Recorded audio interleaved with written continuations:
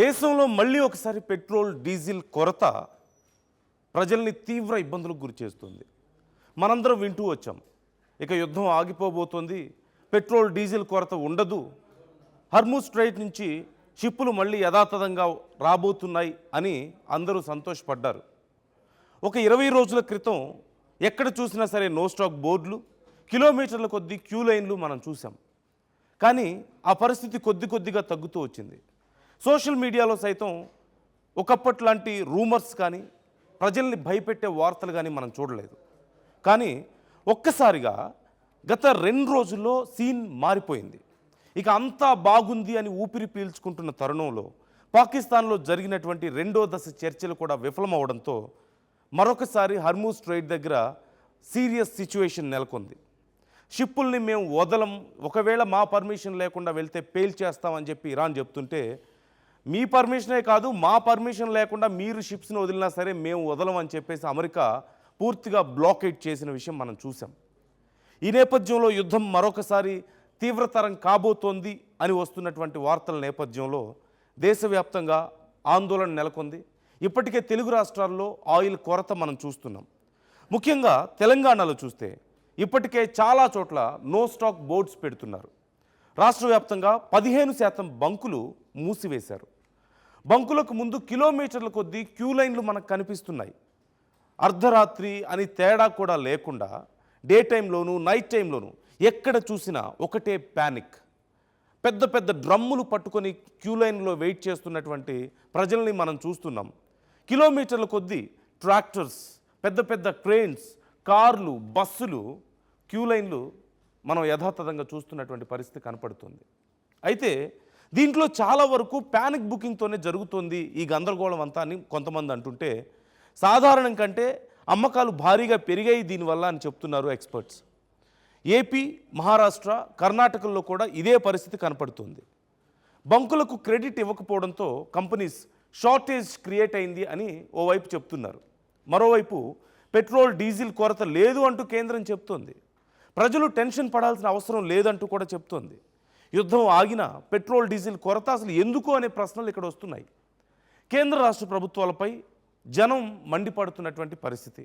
ఎందుకు ఇలాంటి పరిస్థితి క్రియేట్ అయ్యే వరకు మీరు ఎందుకు ఆగుతున్నారు అని ప్రజలు ప్రభుత్వాన్ని ప్రశ్నిస్తున్నటువంటి సందర్భం కనపడుతుంటే, ఇప్పటికే ఏపీలో సీఎం వార్నింగ్ ఇచ్చారు కంపెనీలకి.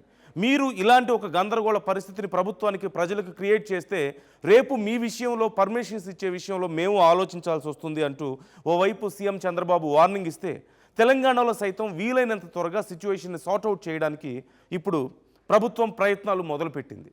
అసలు తెలంగాణలో ప్రస్తుతం కండిషన్ ఏంటి, ఎలా నడుస్తూ ఉంటుంది ఈ మొత్తం వ్యవస్థ అంతా అనేది నేను మీకు క్లియర్గా చూపించే ప్రయత్నం చేస్తాను. బట్ బిఫోర్ దట్ మీరు ఒక్కసారి ఆ విజువల్లో చూడొచ్చు, కొన్ని వందల మీటర్ల వరకు అనేక వందల మంది ప్రజలు పగలు రాత్రి తేడా లేకుండా వాటర్ బాటిల్స్ దగ్గర నుంచి పెద్ద పెద్ద డ్రమ్ముల వరకు పట్టుకొని పెట్రోల్ బంకుల దగ్గర వెయిట్ చేస్తున్నారు. తాము కనీసం ఏ యూరిన్కో వెళ్ళాలన్నా సరే చెప్పులు అక్కడ వదిలి, క్యూ లైన్లో ఇంకెవరైనా దాటి వెళ్తారో అన్న భయంతో చెప్పులు అక్కడ వదిలో తనకు తెలిసిన వాళ్ళకి చెప్పి ఆ ప్లేస్ని రిజర్వ్ చేసుకొని వెళ్తున్నటువంటి పరిస్థితి కనపడుతుంది. అండ్ అఫ్కోర్స్ కొన్ని చోట్ల గొడవలు జరుగుతున్నాయి, దాడులు జరుగుతున్నాయి, అండ్ బ్లాక్ మార్కెట్ దందా విపరీతంగా కొనసాగుతుంది. 100 రూపాయల డీజిల్ని 200కి, 170 రూపాయలకి అమ్ముతున్నారు కొన్ని చోట్ల. పెట్రోల్ అయితే ఇక చెప్పాల్సిన అవసరమే లేదు. సో ప్రజెంట్ కండిషన్ ఏంటి తెలంగాణలో, అసలు మొత్తం వ్యవస్థ గురించి 2 మాటల్లో నేను మీకు చెప్పే ప్రయత్నం చేస్తాను. ఒకసారి మీరు ఇక్కడ చూడొచ్చు, తెలంగాణలో మొత్తం 4000 బంకులు ఉన్నాయి. అందులో ఒక హైదరాబాద్లోనే 700 పెట్రోల్ బంకులు ఉంటే, రాష్ట్ర వ్యాప్తంగా ఇప్పుడు 15% బంకుల్లో నో స్టాక్ బోర్డ్స్ కనిపిస్తున్నటువంటి పరిస్థితి కనపడుతుంది. అంటే మొత్తం 4000 బంకుల్లో 15% బంకులు పూర్తిగా మూతపడ్డాయి. కొన్ని చోట్ల నో డీజిల్, ఓన్లీ పెట్రోల్ అనేటువంటి బోర్డ్స్ కూడా దర్శనమిస్తున్నటువంటి పరిస్థితి మనకి కనపడుతుంది. అంటే సుమారుగా ప్రతి 1000 బంకుల్లోనూ 150 బంకులు క్లోజ్ అయ్యాయి. సో ఇలాంటి గందరగోళ పరిస్థితుల్లో మిగతా బంకులకి రష్ పెరుగుతోంది. అండ్ ఈ బంకులు మళ్ళీ తిరిగి ఎప్పటికీ ఓపెన్ చేస్తారు అనేది వాళ్ళు చెప్పడం లేదు. అండ్ వాళ్ళ దగ్గర ఉన్నటువంటి స్టాక్ ఎన్ని రోజులు మెయింటైన్ చేయగలుగుతారో రన్నింగ్లో ఉన్నటువంటి బంకులు కూడా చెప్పలేని పరిస్థితి నెలకొంది. ఇంకా ఎన్ని బంకులకి నో స్టాక్ బోర్డులు పెడతారో ఈరోజు రాత్రికల్లా తెలియని పరిస్థితి కనపడుతోంది. అయితే అసలు ఒక్కసారి రెగ్యులర్ కన్జంప్షన్ ఏ విధంగా ఉంటుంది? 4000 బంకులు ఉన్నాయి. అండ్ ఒక్క హైదరాబాద్లోని 700 బంకులు మనం చూస్తున్నాం కదా. రెగ్యులర్ కన్జంప్షన్ ఎలా ఉంటుంది అనేది చూస్తే చాలా సాధారణంగా రెగ్యులర్ డేస్లో చూస్తే పెట్రోల్ 95.74 లక్షల లీటర్లు ప్రతిరోజు కన్జంప్షన్ జరుగుతూ ఉంటుంది. అయితే ఇప్పుడు ప్రస్తుతం 1.66 కోట్ల లీటర్ల కన్జంప్షన్ జరుగుతుంది. అంటే చాలా తీవ్రంగా యూసేజ్ పెరిగింది, మనకు అర్థమవుతుంది. చాలా ర్యాపిడ్గా డిమాండ్ పెరుగుతూ వస్తుంది, మనకు కనిపిస్తుంది. అంటే లక్ష కంటే తక్కువ లీటర్లు 95.74 లక్షల లీటర్లు 95.74 లక్షల నుంచి 1.66 కోట్ల లీటర్లకు పెరిగింది. సో మరోవైపు డీజిల్ కూడా సేమ్ ఇలాంటి పరిస్థితి కనిపిస్తుంది. 1.45 కోట్ల లీటర్లు ఉండేది, 1.45 లక్షల లీటర్లు ప్రతిరోజు కన్జంప్షన్ ఉండేది, 1.96 కోట్లకు పెరిగింది. అంటే సుమారుగా 50,000 లీటర్ల కన్జంప్షన్ పెరిగింది diesel. And at the same time petrol కూడా అదే పరిస్థితి మనకు కనపడుతోంది. అంటే 1 కోటికి పైగా లీటర్లు ఇప్పుడు పోతున్నటువంటి పరిస్థితి. ప్రతిరోజు కూడా 95,74,000 లీటర్లు ప్రతిరోజు కన్జంప్షన్ ఉండాల్సింది. సో అన్ యావరేజ్ మనం చూస్తే ప్రతిరోజు 73% ఇక్కడ పెట్రోల్ డిమాండ్ పెరిగింది. అండ్ డీజిల్ డిమాండ్ 35% పెరగడాన్ని మనం గమనించవచ్చు. అంటే ఎంత తీవ్రమైనటువంటి ఒత్తిడిని ఓవైపు పెట్రోల్ బంకులైనా సరే ప్రజలైనా ఫేస్ చేస్తున్నారు అనేది మనకు కనపడుతుంది ఇక్కడ. So what is the reason here? ఇక్కడ నిజంగా యుద్ధమే కారణమా? యుద్ధం ఒక్కటే కారణమా అంటే కానే కాదు. ఖచ్చితంగా మన రాష్ట్ర ప్రభుత్వాలది, కేంద్ర ప్రభుత్వానిది కూడా బాధ్యత ఉంది, ఇంక్లూడింగ్ మనందరి బాధ్యతతో కలిపి ఖచ్చితంగా ఇక్కడ అందరి బాధ్యత ఉంది ఈ సమస్యకు, ఇంత గందరగోళమైనటువంటి పరిస్థితికి. సో ఒక్కసారి ఆ రీజన్స్ని నేను మీకు చెప్పాలనుకుంటున్నాను. 1 by 1 ఒక్కసారి బేసిక్ రీజన్స్ మనందరం చూద్దాం. సో ఇదిగో షార్టేజ్కి కారణాలు ఏంటి అనేది వస్తే అందులో బంకులకు క్రెడిట్ ఇవ్వకపోవడం. గతంలో సమస్య వచ్చినప్పుడు కూడా ఇదే one of the biggest reason. నిజంగా యుద్ధం వల్ల వచ్చిన షార్టేజ్ కంటే కూడా ఈ బంకులకు పైనున్నటువంటి కంపెనీస్కి మధ్యలో వచ్చినటువంటి గ్యాపే ప్రధానమైనటువంటి కారణం. అంటే ఒకప్పుడు బంకులకి కావాల్సినటువంటి పెట్రోల్ని, డీజిల్ని ముందు పంపించేవాళ్ళు. ఆర్డర్ ఇచ్చిన వెంటనే స్టాక్ వచ్చేది. ఆ తర్వాత ఒక 2 డేస్కో 3 డేస్కో లేదంటే 1 వీక్కో యాజ్ పర్ దేర్ అండర్స్టాండింగ్ వీళ్ళు డబ్బులు కట్టేవాళ్ళు పెట్రోల్ బంకుల నుంచి. అయితే ఇప్పుడు మాత్రం ముందు డబ్బులు కడితేనే మేము పెట్రోల్ పంపిస్తాం, డీజిల్ పంపిస్తాం అని చెప్పేసి కంపెనీస్ చెప్తున్నటువంటి పరిస్థితి కనపడుతుంది. సో ఇలాంటి ఒక సడన్ చేంజ్ వల్ల ఇది జరిగింది. మరి ముందే ఎందుకు మాట్లాడలేకపోయారు? ప్రజలకు సమస్య అవుతుందని కానీ, పెట్రోల్ బంకుల్లో షార్టేజ్ ఏర్పడుతుందని కానీ పెట్రోల్ బంకుల యాజమాన్యాలకు తెలియదా? లేదు, ఇలా చేయడం వల్ల సడన్గా కంపెనీస్కి తెలియదా ఇలాంటి సమస్య వస్తుందని? తెలుసు. కానీ ఎవరికి వాళ్ళ స్వలాభం కోసం ఆలోచించుకోవడం వల్లే ఈ సమస్య వచ్చి పడింది. అండ్ నెక్స్ట్ రీజన్ మనం చూద్దాం. And one of the biggest reason, అవునన్నా కాదన్నా ఖచ్చితంగా one of the biggest reason is panic booking. అంటే చాలా భయంతో ఎప్పుడు ఏమైపోతుందో, పెట్రోల్ అయిపోతుందేమో, ఇంకా దొరకదేమో అని చెప్పేసి ప్రతిరోజు 10 లీటర్లు ఉపయోగించుకునేటువంటి వాళ్ళు 25 లీటర్లు 50 లీటర్లు పట్టుకెళ్ళిపోతున్నారు. ఒక రోజులో మహా అయితే 1 లీటర్ పెట్రోల్ ఉపయోగించేటువంటి బండికి 1 లీటరు 2 లీటర్లు ఉపయోగించే వాళ్ళు ముందే తీసుకువెళ్ళిపోయి క్యాన్లో 20 లీటర్లు పట్టుకొని ఇంట్లో పెట్టుకుంటున్నారు, లేదా ట్యాంక్ ఫుల్ చేయించుకుంటున్నారు. ఇక కార్ల విషయం కూడా అదే పరిస్థితి. రోజుకి 1000 రూపాయలు పెట్రోల్ కొట్టించుకునేవాళ్ళు, 500 రూపాయలు పెట్రోల్ కొట్టించుకునేవాళ్ళు 5000 రూపాయలకి పెట్రోల్ కొట్టించుకుంటున్నారు. సో ఇంతకుముందు మనం చెప్పుకున్నట్లుగా ఇంత పెద్ద డ్రాస్టిక్ చేంజ్, అరౌండ్ 35% కంటే ఎక్కువగా డీజిల్లో డిమాండ్ పెరిగింది. And at the same time more than 50-60% కంటే ఎక్కువగా పెట్రోల్కి డిమాండ్ పెరిగింది ఒక్కసారిగా. This is one of the biggest reason, panic booking, panic buying. అంటే ఇక దొరకదేమో అన్న భయంతో ఎక్కువ కొనేయడం. At the same time transport issues, petrol డీజిల్ని ఇక్కడి బంకులకి కంపెనీస్ ట్రాన్స్పోర్ట్ చేసే విషయంలో కూడా ఇలాంటి అండర్స్టాండింగ్ లోపమే ఉంది. దానివల్ల కూడా ఈ సమస్య వచ్చింది. వీటితో పాటుగా షిప్స్ లేటుగా రావడం. అండ్ అఫ్కోర్స్ మనందరికీ తెలిసిన విషయమే, ఈ యుద్ధం కారణంగా చాలా తీవ్రమైనటువంటి గందరగోళం నెలకొని ఉంది. ఒకరోజు స్ట్రైట్ ఆఫ్ హార్మూజ్ ఓపెన్ చేస్తామంటారు, ఇంకో రోజు ఓపెన్ చేయమంటారు, ఇంకో రోజు అమెరికా నేను అడ్డుకుంటానంటుంది, ఇంకో రోజు ఇరాన్ షిప్లు వస్తే పేలిపోతాయంటుంది. అంతలోకే ఇదిగో ఓపెన్ చేస్తున్నాం స్ట్రైట్ ఆఫ్ హార్మూజ్ అని చెప్పిన 24 గంటల్లోనే మళ్ళీ స్ట్రైట్ ఆఫ్ హార్మూజ్ క్లోజ్ చేశారు ఇరాన్ దగ్గర. సో దానివల్ల షిప్స్ అనేవి టైమింగ్స్ మిస్ అయ్యాయి. అంటే జనరల్గా ప్రతి వారానికి రావాల్సినటువంటి ఒక షిప్పు నెల రోజుల తరబడి అక్కడే వెయిట్ చేస్తూ ఉంటే ఆ మొత్తం స్టాక్ అంతా కూడా కొన్ని లక్షల లీటర్ల పెట్రోల్ డీజిల్ ఇప్పుడు హర్మూజ్ స్ట్రైట్ దగ్గర ఆగిపోయింది మనకు రావాల్సింది.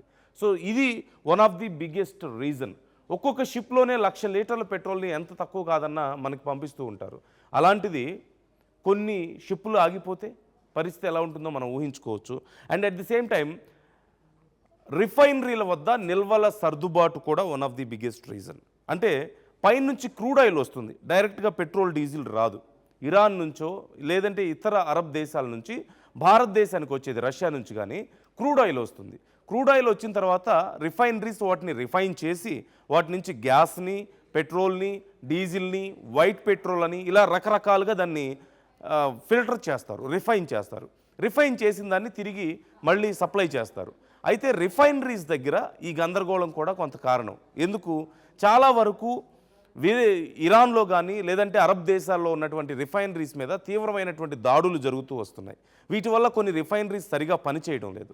అట్ ది సేమ్ టైం భారతదేశంలో ఉన్నటువంటి రిఫైనరీలలో కూడా కొంత కొరత ఏర్పడింది. అంటే షిప్స్ టైంకి రాకపోవడం వల్ల పూర్తిగా గందరగోళం ఏర్పడింది, షెడ్యూల్ అంతా చేంజ్ అయిపోయింది.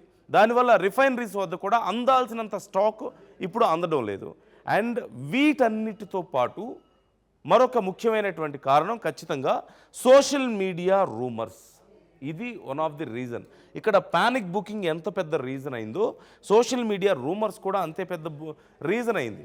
అంటే ముఖ్యమైనటువంటి వార్తా సంస్థలు చాలా వరకు ఉన్నటువంటి సమాచారాన్ని మాత్రమే మీకు అందిస్తూ ఉంటాయి. కానీ వాటికి కొన్ని రూల్స్ అండ్ రెగ్యులేషన్స్ ఉంటాయి, ఎంతో కొంత విలువల్ని పాటించే అవకాశం ఉంటుంది. సో ఆల్మోస్ట్ సిమిలర్ ఎగ్జాజరేషన్ ఎక్కువగా లేకుండా ఆల్మోస్ట్ రియాలిటీలో ఉన్నటువంటి సమస్యల్ని మీకు చెప్పే ప్రయత్నం చేస్తుంది. కానీ సోషల్ మీడియాలో అలాంటి లిమిటేషన్స్ కానీ రెగ్యులేషన్స్ కానీ ఎథిక్స్ కానీ ఉండవు. సో ఎక్కడైనా ఏదో ఒక పెట్రోల్ బంకులో సమస్య ఉంటే ఇక పెట్రోల్ అంతా అయిపోయింది రాష్ట్రంలో అని చెప్పేసి ఎవరో ఒకరు పెడతారు. అది చూసి దాన్ని ఇంకొక 10 మందో 100 మందో షేర్ చేయడం మొదలు పెడితే అది అందరికీ చేరి ఆ ఏరియా మొత్తం గందరగోళం అయిపోయి ఎవరికి వాళ్ళు అది నిజం అనుకొని నమ్మి, ఒకవేళ నిజం కాదని తెలిసినా ఏమో అలాంటి పరిస్థితి వస్తే రాదని గ్యారంటీ ఏముంది అనుకొని ఈ సోషల్ మీడియాలో వచ్చినటువంటి రూమర్స్ని నమ్మి వెళ్ళి ఇష్టం వచ్చినట్లుగా పెట్రోల్ కొనడం, డీజిల్ కొనడం, లేదంటే వారానికి 10 రోజులకి నెల రోజులకి సరిపడా కూడా కొంతమంది దాచిపెట్టుకుంటున్నారు. And this is one of the biggest reason. కాబట్టి సోషల్ మీడియాలో వచ్చేటువంటి వార్తలను మీరు నమ్మొద్దు అని ఆర్టీవీ మీకు మళ్ళీ చెప్తోంది. ఒకవేళ మీకు ఏదైనా డౌట్ ఉంటే పెద్ద పెద్ద వార్తా సంస్థలు, క్రెడిబిలిటీ ఉన్నటువంటి వార్తా సంస్థలు లైక్ ఆర్టీవీ మీరు చూడండి, మేము ఏం చెప్తున్నామో వినండి, రియాలిటీ ఏంటో కొంత మీరు పోల్చుకోవచ్చు, అవకాశం ఉంటుంది, కనీసం మీకు తెలుస్తుంది. కానీ సోషల్ మీడియాలో వచ్చినవన్నీ విన్నారు అంటే ఖచ్చితంగా ఇలాంటి సమస్యలు మళ్ళీ పెరుగుతాయి. సమస్య లేకుండానే మీరు సఫర్ అవ్వాల్సి వస్తుంది. ఇక వీటితో పాటు మరొక 2 ప్రధానమైన కారణాలు నేను మీకు చెప్పాలనుకుంటున్నాను. అందులో మొదటిది ఖచ్చితంగా అవునన్నా కాదన్నా one of the biggest reason రాష్ట్ర కేంద్ర ప్రభుత్వాల ఫెయిల్యూర్ ఇక్కడ ఉంది. ఎందుకంటే ఇలాంటి ఒక సమస్య గతంలో వచ్చింది ఆల్రెడీ. ఒక 20 రోజుల క్రితం, నెల రోజుల క్రితం మనం చూసాం, ఇదే సమస్యని మనం చూసాం. అప్పుడు మన దగ్గర నిల్వలు ఉన్నాయి, మీరు కంగారు పడాల్సిన అవసరం లేదని కేంద్ర ప్రభుత్వం చెప్పింది. బట్ ఇన్ రియాలిటీ కొన్ని పెట్రోల్ బంకులు మనం చూస్తే నో స్టాక్ బోర్డ్స్ ఉన్నాయి, చాలా వరకు క్లోజ్ చేశారు. కొన్ని పెట్రోల్ బంక్స్లో నో డీజిల్ ఓన్లీ పెట్రోల్ అనేటువంటి బోర్డ్స్ కూడా మనకు కనిపిస్తున్నాయి. అంటే దేర్ ఈజ్ స్కేర్సిటీ. అది యుద్ధం వల్ల జరిగిందా లేదంటే కంపెనీస్కి పెట్రోల్ బంకులకి మధ్య ఉన్నటువంటి గ్యాపా అనేది పక్కన పెడితే ప్రభుత్వాలు వీటిని నియంత్రించుకోవాలి. కేంద్ర రాష్ట్ర ప్రభుత్వాల చేతుల్లో ఇవి ఉంటాయి. అప్పుడే ఈ సమస్యను కనుక పరిష్కరించినట్లయితే మళ్ళీ ఈ సమస్య వచ్చి ఉండేది కాదు. అండ్ ఈ సమస్య మరొకసారి సిమిలర్ ప్రాబ్లం, సేమ్ ప్రాబ్లం మళ్ళీ రిపీట్ అయింది అంటే ప్రభుత్వాల వైఫల్యం ఇందులో ఖచ్చితంగా ఉంది. And one of the most important thing, black market కూడా ఇందులో వన్ ఆఫ్ ది రీజన్. కొంత స్కేర్సిటీ ఉన్నా, ఏదో కొన్ని పెట్రోల్ బంకుల్లో స్కేర్సిటీ ఉన్నప్పటికీ, కొరత ఉన్నప్పటికీ చాలామంది ఈ స్టాక్ని పక్కన పెట్టుకొని బ్లాక్లో అమ్ముకోవడానికి ప్రయత్నించడం కూడా one of the biggest reason. అంటే సామాన్య ప్రజల్ని వాళ్ళ అవసరాలని వాళ్ళ అవకాశంగా మార్చుకొని దండుకోవాలనుకుంటున్నారు, వాళ్ళ రక్తాన్ని పీల్చాలనుకుంటున్నారు. అలాంటి వాళ్ళ విషయంలో జాగ్రత్తగా ఉండండి. అండ్ ప్రభుత్వాలు కూడా ఈ విషయంలో ఖచ్చితంగా చర్యలు తీసుకోవాల్సిన అవసరం ఉంది. సో ఇంకా ఏవైనా కారణాలు ఉన్నాయని మీరు అనుకుంటున్నారా? అండ్ ఆర్టీవీ మీకు చెప్పాలనుకునేది ఇది కేవలం తాత్కాలికమైనటువంటి సమస్య మాత్రమే. వీలైనంత త్వరగా ప్రభుత్వాలు వీటిని పరిష్కరించాలంటూ మేము డిమాండ్ చేస్తున్నాం. అఫ్కోర్స్ పరిష్కరించడానికి ఇప్పటికే ప్రభుత్వాలు కూడా ప్రయత్నాలు మొదలు పెట్టాయి. కాబట్టి కంగారు పడాల్సిన అవసరం లేదు. ఇతర దేశాల్లో లాగా ఏ పాకిస్తాన్లో లాగో బంగ్లాదేశ్లో లాగా మన దగ్గర అంత దారుణమైన పరిస్థితులు వచ్చే అవకాశం లేదు. ఖచ్చితంగా అట్ ఎనీ కాస్ట్ ఆ అవకాశం అయితే లేదు. మన ప్రభుత్వాలు అంతదాకా తీసుకువెళ్ళే పరిస్థితి లేదు. కాబట్టి మీరు భయపడొద్దు. అందరికీ పెట్రోల్ డీజిల్ ఖచ్చితంగా దొరుకుతుంది. మహా అయితే 1-2 రోజులు మాత్రమే కొద్దిపాటి సమస్య ఉంటుంది. So be careful.